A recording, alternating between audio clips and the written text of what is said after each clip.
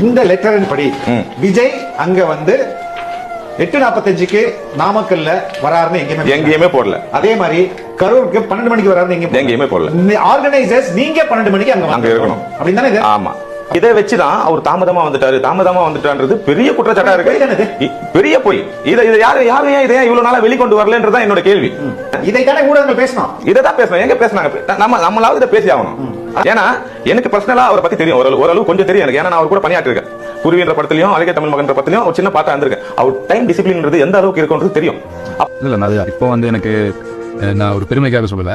யாராவது வந்து காலையில 6 மணிக்கு வாங்கன்னா எனக்கு 6:05க்கு நான் போனா கூட என்ன ஒரு பெரிய மிஸ்டேக் பண்ண மாதிரி ஒரு ஃபீல். அந்த அளவுக்கு அந்த ஒரு பங்க்சுவாலிட்டி வந்து எனக்கு வந்து கற்றுக் கொடுத்தாரு. என்ன அப்படின்னு சொன்னா ரொம்ப சின்சியரான ஒரு ஆக்டர் விஜய் சார்.